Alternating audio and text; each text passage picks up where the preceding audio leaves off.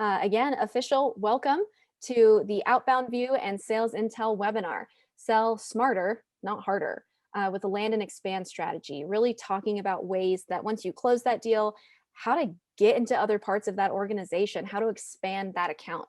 And with us today, we have the conversation with Raj Kara, Head of Growth at Sales Intel. So Raj, go ahead and take a second to introduce yourself. Hi, thank you very much, Ariana. So yes, as I mentioned, my name is Raj, and I am the Head of Growth at Sales Intel, former CEO of several startups that grew very rapidly and were acquired by publicly traded companies. And then I also did a turnaround and also sold that to a publicly traded company. And I'm here at Sales Intel to help our company scale at a rapid pace as well. So happy to be here and looking forward to sharing lots of land and expand strategies that have worked for me in my career. Well, thank you, Raj. We also have Blake Johnston with us, the CEO from Outbound View. Hey, everyone. Thanks for joining. Yeah, my name is Blake Johnson. I'm a founder and CEO here at Outbound View. We do a lot of different things from an inside sales perspective, consulting. The majority of our work is in outsource SDR work. And a lot of the things we do for clients fall into this land and expand side of the house versus purely just new logos. So I'm excited as well to dive in and hopefully share a few things. Yeah, me too. I always learn a lot when I'm in these sessions, just listening in the background. Just to give you everyone a quick recap of the agenda of where we're going today. How do you identify those expandable accounts? What are ways that you can leverage LinkedIn to really connect with them? How are you developing that overall outreach? And then a couple of examples around stories of that, just from sharing your own client stories to examples these guys of having success with land and expand. And with that, Raj, I'm going to kick it over to you. All right, thank you very much, Ariana. So, how do you identify accounts to expand? So that's the one thing that is key, right? You've got customers that you've already sold, and typically the buyer journey looks like this. You have somebody who has found awareness that they have an issue that they want to solve, and then they look for solutions, and then they go through the selection process. And if they selected your solution, you now have a customer. The selling process doesn't stop there. A lot of companies will just say, great, I've got this customer. What do I do next? That you just try to keep them, you try to retain them.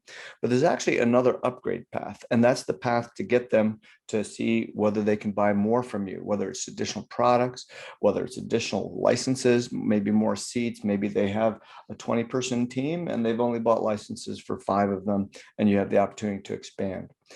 The other side of this is when you get into an organization and you're part of one group.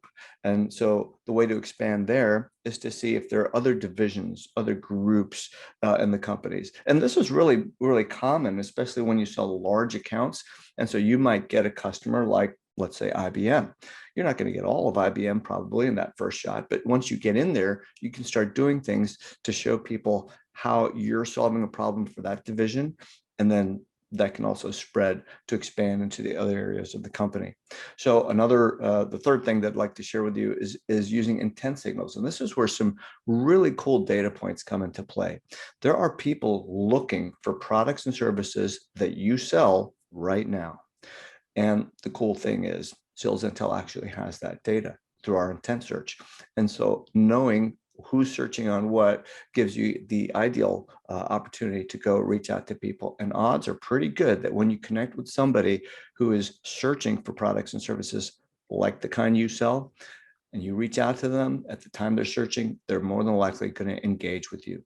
So those are some quick ways to identify areas for expansion. One of the techniques I've used very successfully in the past is to create an org chart of people I don't know.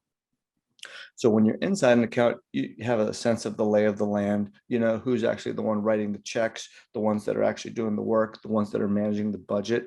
So if there are people like that in other parts of the company, start creating your own org chart. And again, you can use data from Sales Intel for creating that too.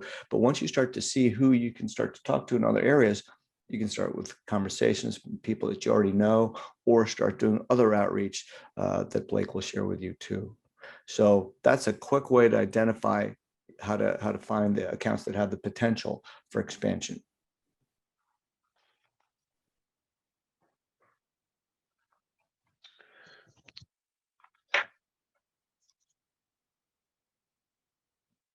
All right. So actually, thank you, Ariana, for that. That little prompt here for my a little way to see what's inside the product. So you can actually create searches inside the tool and identify places where you can say find intent. So on here, on the left side of the screen, you'll see the different intent topics you could search on. There's actually 8,000 different topics. So pretty much anybody looking for almost any types of products or services you can find. So I was talking to an ad agency recently, and they wanted to find IT companies that were looking for PR or social media firms. So you can actually find that through Sales Intel. You can say, well, I want to look for people who are doing 5 to 50 million in sales, who are in the IT space, and who are trending on these types of topics: public relations, social media, digital marketing, things like that. The screen here shows you people who are looking for IT related topics, CRM topics. So a wide variety of things to pick from and ways to fine tune exactly who you get back. The really neat thing is you'll find when you start doing these searches that maybe 100, 200, 400 companies are searching for people for products and services that you can help with. So that's a really big advantage in making your marketing get on the fast track and your sales get on the fast track. Yeah, it's such a good point, Raj, because we use intent data with a lot of our clients, and we don't have anyone who a cold campaign, without intent, doesn't outperform or underperforms a cold campaign with intent. It's just such an easier way to help identify those exact folks. So, um, as you think about landing and expanding, one of the just really missed points is, what are we actually allocating from a resource perspective to do this? So Raj mentioned a couple different ways to think about land and expand, but a lot of companies, you have your new logo team and you have the infrastructure for your new logo team, which may mean you have sales operations, you might have SDRs, you have your account executives. Like, there's this whole infrastructure built to find these new logos, and then they just forget about the other side of the house of, once we've actually signed somebody up, how do we continue to expand? So one of the things you just really need to think about is your existing infrastructure, right? Who are the people that you have and how are they incentivized? Like, if you're going to do a land and expand, do your account executives get involved in that, and are they compensated on it? Do you have SDRs that can help with the process? Is your client services team responsible for that? And so I think, just from a resourcing perspective, making sure that you have the appropriate amount of resources aligned to a land and expand strategy is critical. So I'll use customer support or client services, because in every organization it's a little bit different. But using Raj's example, let's say you're trying to upsell a client like IBM that is just so large, and you're trying to use your client services team. Well, to do that org chart, do they have access to a tool like Sales Intel that'll help them pull information off LinkedIn? Do they have Sales Navigator licenses? Like, do they have everything that you would give a new logo team, like from a resource perspective? And so it all starts, to me, with, are we allocating the right people, the dollars, everything else to even implement whatever the strategy is? Yeah, Blake, could you add a little bit more light on the account mapping part of this slide? Because I think that's something that's oftentimes overlooked. What does account mapping mean, and how can our listeners take action on that? Yeah, I'll keep using this IBM example. Like, let's pretend you have a HR software that you're trying to sell into IBM, or you're trying to expand into IBM. But when you go to LinkedIn and you type in HR at IBM, like, you're going to get hundreds and hundreds of results.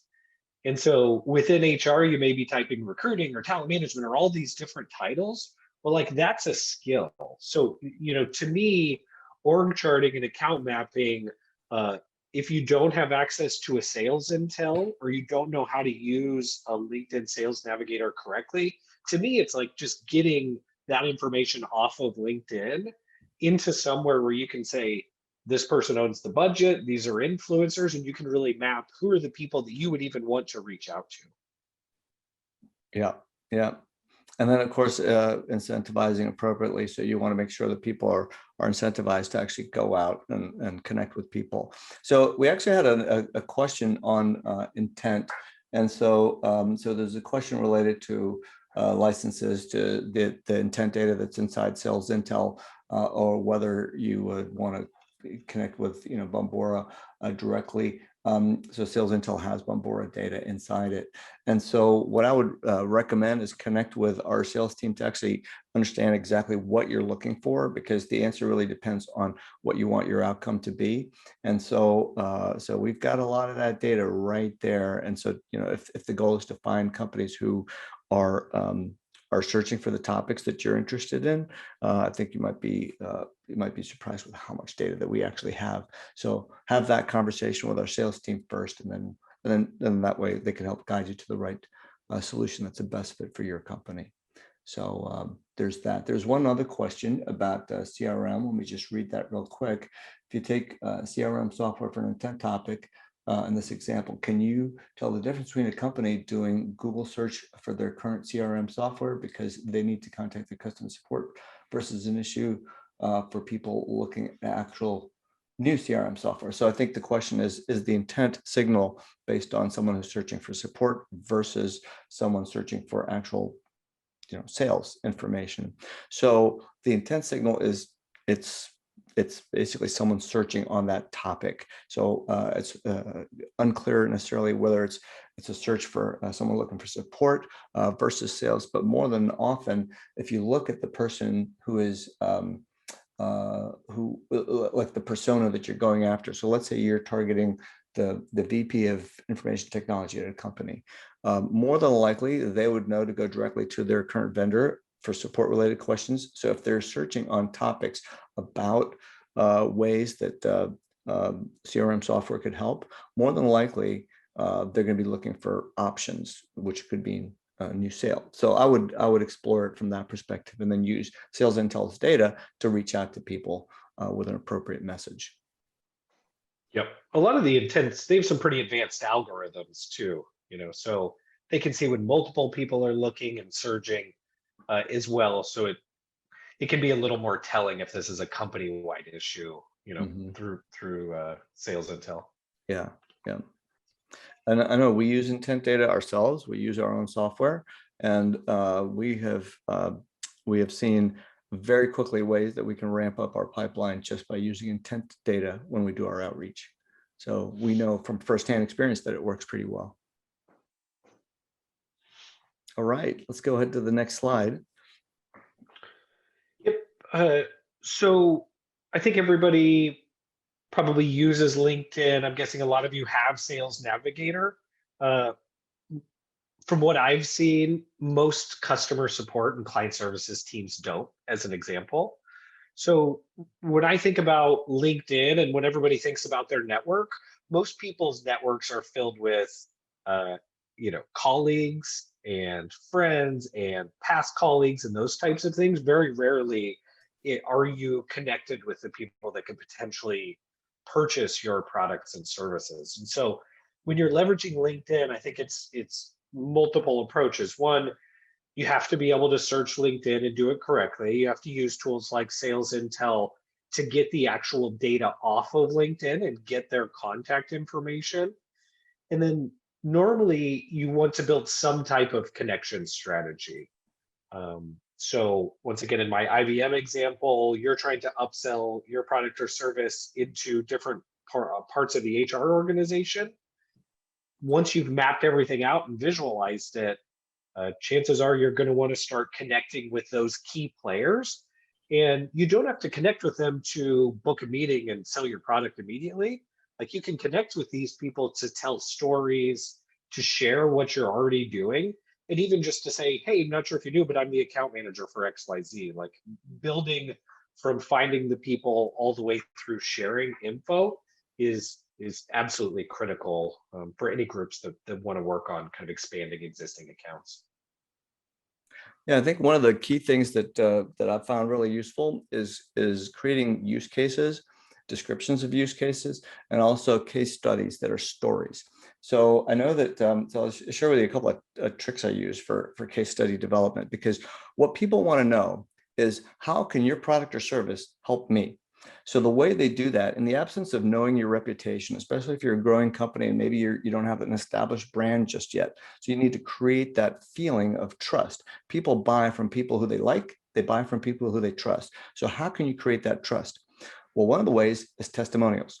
So if you have clients that are very happy with your product or service, just ask them for a quick, hey, what do you think? Can you just share with me a story about it? So when I go and I talk to people about, hey, look, we're looking to do a case study, I ask the following question. I never start with, well, let's talk about the problem you're trying to solve, because there's this cookie cutter mindset of how a case study should go. Try this on for size. Instead of saying, well, what was the problem you're trying to solve? What was the solution? What were the results? That kind of stuff. Ask this.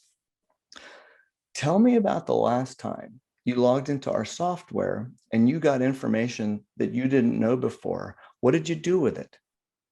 Now think about that for a second. The only way to answer that question is by telling a story. So when you capture that and record that as a story, people start looking at your case studies differently. So instead of saying, XYZ company was looking for following, solutions to do this, and they checked out ours and our competitors and they picked us. That's like your standard boring, snooze fest for a case study. Mhm. What you really want is something like this. When Jill woke up that morning, she had to solve this problem. Boom, boom, boom. And you start getting really active voice you get an active voice inside the case study. It almost feels like you're reading a newspaper article, a short story. Aren't those much more engaging? I know I respond to those much more, and I've seen our clients respond to those much more too. So when you use that type of material inside your follow-up, people start to pay attention. What they're looking for is they want to see their story play out in a story that you've already created for somebody. They want to be that story, right? So give them that emotional connection. People will buy with emotional triggers. Even when they're buying business to business, there's an emotional trigger that happens. So that's one way to reach out and connect, is tell stories. I've got a line that drives Ariana crazy. It's facts tell, stories sell. And the only reason it drives her crazy is because I've said it probably 500,000 times in the last couple of months, right? So that's one of my mottos. Facts tell, stories sell. It's a great transition into developing your outreach strategy. So if we're kind of following along, we've decided who we want to go after. We may have pulled some of their information. We're getting to the point where it may be time to share helpful information with them and actually do the outreach. And at the end of the day, it comes down to conversations and stories, right? So they're extremely interested in what you're doing in other parts of the organization, right? They're extremely interested in what you're doing with other clients, but as you're building your outreach story or your outreach campaigns, build it around stories. I think too many people do outbound with the only ideas that they have to book a meeting, or that the meeting is the goal. A lot of times, just a quick conversation or sharing a quick case study. We do a ton of programs where we reach out and literally say, hey, I have a case study about X, Y, and Z. Can I send it to you? That stuff works really, really well. And if you're connecting with the right people and you're telling the right stories, the meetings will come and the revenue and everything else will come as well. Yeah. So one thing that I've seen successful sales team members also do is they follow their targets on LinkedIn. So not necessarily just doing an outreach. I mean, I cannot tell you how many times, as when I was a CEO, even now as head of growth here, I get emails on LinkedIn from people that want to connect with me, and I connect, and the first thing I get is a sales pitch. I mean, dozens and dozens and dozens of times every single week. Okay. So that, at that point now there's so much noise in my inbox. I don't even know, like, how do I filter out what's real and what's not. And it's typically the people that are able to tell a quick story with proof points. There's actually multiple ways to tell that in just very quick, short sentences. And that's actually a topic for a whole nother webinar. But I think we actually have one on email strategies. So it's that's one thing. But the other thing is they do clever things to get my attention too. So creating a video, starting to share your own thought leadership. So that helps you get on other people's radar. And that makes a difference. Follow them on their social media posts, ask a question in the comment section, click like on one of their posts, so that you start to get on their radar. And then when you start to have that relationship that's starting to get built, at that point, you have more to share with them, and more that would be something to like get on the calendar so you can talk to them. So Sure. yeah, so that's the company. There's another thing that we've used, and that is direct mail. And by direct mail, it doesn't necessarily mean like a cardboard or a postcard or something like that you send them, but send them, if it's a really large potential account, send them a gift. And one of the most successful gifts you can send them is like a travel mug from their alma mater. Now, if you send them something that's got your company brand on it, they may look at it and be like, nice, I don't even know who this company is, put it aside. But if you send them something that already is connected to their heart, which is where they graduated from, I remember I went to the University of Maryland and somebody sent me a big, huge travel mug from the University of Maryland. I gotta say, that got my attention real fast. I'm a big Terps fan. And so I reached out to them and we had a conversation. They didn't get the deal, but they got the conversation. So the intent was to actually have that conversation, and we stayed in touch. They didn't get the deal because the product wasn't a fit with what we needed. But those are clever ways to just start to reach out to people. Blake, what are some of the ones that you've used? Yeah, our most successful land and expand usually are around case study distribution. I mean, it just works so well, and it's the prospects are almost like alarmed that you're not trying to sell them something. When you reach out and you say, "I have a case study about how XYZ company did this. Can I just send it to you?" Like, rarely do you get the responses that you may get on cold calls where you're asking for meetings. And so I think we're kind of saying the same thing. If you're telling the right stories and you're getting those stories in front of the right people, you can think about outreach as just some level of marketing distribution, whether that's an SDR or marketers or your AEs or CS team doing that. There are more people trying to have conversations. Yeah. So I think you've got an example here, right, that you can share with us? Yeah, I got a quick one of one that I kind of saw that we worked on, and I'll be brief because I know we only have 5 minutes here. But similar, we're working with a company that's selling compliance software, and when you search compliance in big companies, there are tons and tons of people within the organization. So they were selling a global software. They had 200 existing clients, most in North America. They were able to map out an additional 2,500 that just fell outside of anyone that they had talked to on a regular basis. And what they did was they trained their client services team on a lot of what we would consider to be like SDR fundamentals. How to use LinkedIn? How do you send compelling messaging? Like, how do we connect and build meetings? And they built a $5 million pipeline in like 3 months doing this. And it was, a lot of their CS team, client support, they may think they're not salespeople or they're not good at salespeople, or sometimes they look down at sales. Most of them are incredibly good at like connecting with people and relationships. And so once we gave them the fundamentals, they were off and running, and it was their most successful expand story. And that's the equivalent of them signing a ton of new logos, which is a lot more difficult. So it was based off all the fundamentals you mentioned: storytelling, connections, LinkedIn, having the right information, and getting that to people who had never heard their brand, even though their company was using it. Yeah, we had a question come in. Do you send case studies about one division to another division in the company? My take is yes, and not just yes, but yes, absolutely. Blake, your take? Yep, our favorite play is to send that case study, and it could just be a written case study. It doesn't have to be big and formal. And then say, hey, I'll also introduce you to kind of your account manager, and CC that person on the message. And I try to make a lot of these files very visual, I know that when you get a kind of like, just think about your reaction to a page that just got a lot of words on it. Oh, got to get through this. Am I going to read it? Probably not. What I'll probably do is think, I'm going to read it, just not right now. And you let it sit in your inbox or your downloaded file, and then you forget about it because we have the next fire that we got to put out.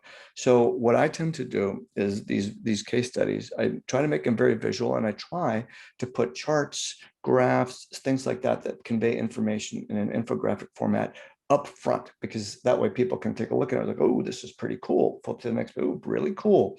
And they can just kind of go through what's almost like a slide presentation. It could be 3-4 slides, and keep the text minimal, but the information really impactful.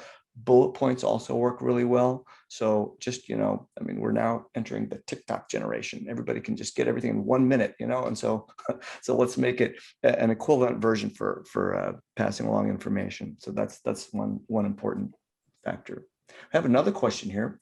What if you're testing a new vertical? Which strategy works best, since case studies on existing clients are not existent at the start? Very good question. Blake, what's your take on that one? It depends. I mean, I know everybody really focuses on industry specific case studies. Persona-based case studies work as well. Like, sometimes I feel like some of the industry stuff gets a little overplayed. And somebody cares if you're a VP of HR or a VP of technology. They care what other VPs of technology are doing in places outside of their industry. So Yeah. I wouldn't let it hold you back by any means. One thing you could do also is do a use case instead of a case study. So you can describe how to apply your technology, your tools, your data, whatever you have inside a specific use case, and then just kind of show people a story, although it wouldn't be a specific case study on a client that you have. It would be a use case. And a lot of times people will respond to that as well. In fact, I know when I look at software, I look to see, do they match the use cases that I'm facing right now? Starts with your persona development and so on, but that's how you would how you could go forward. So use cases will also work in that. Yep. All right, we're at the Fantastic. Q&A part there. Ariana, do you know if there's any other questions coming in? Or? Yeah, we had one other that came through chat that we'll get to real quickly. What tools do you use to visualize account maps? So there are a number that connect directly with your CRM. Boy, I'm going to draw a blank on it. But basically, there are org charting software. It's the same, but you can just do them for CS teams. If you literally Google org charts, for client services, I've seen great plugins for Salesforce and Dynamics and others. Yeah, and if you want to just like real quickie, you could go, if you're using PowerPoint, they've got a little organization template or something like that. You could just pop it up and then just use the data from Sales Intel to just fill in the blanks. Sometimes something simple like that could just do what you need. So no need to make it too complicated. It really starts with the data. That's where we can help, especially with the intent data as one of the starting points. So if you haven't yet had a conversation with one of our team members about the data and about our tool, we'd love to share a free sample with you so you can get a sense of what it looks like, and just reach out to us. Just go to salesintel.io/demo and we'll get a demo set up for you, or you can reply to any message that Ariana is about to send to you regarding this webinar. That's another option. So. Yes, of course. And if you have questions about the outbound sequencing and all those other elements, Blake is a fantastic person to talk to. He really does have the outbound view. There, I said it. I made the pun, Blake. You can laugh at it if it's helpful or not. I appreciate it. Thank you. For sure. Well, thank you everyone so much for joining. Look out for this in your inbox tomorrow. And Raj, Blake, thank you so much. Have a fantastic day, everyone. Thank you. Bye-bye. Thanks. Have a great day. Bye.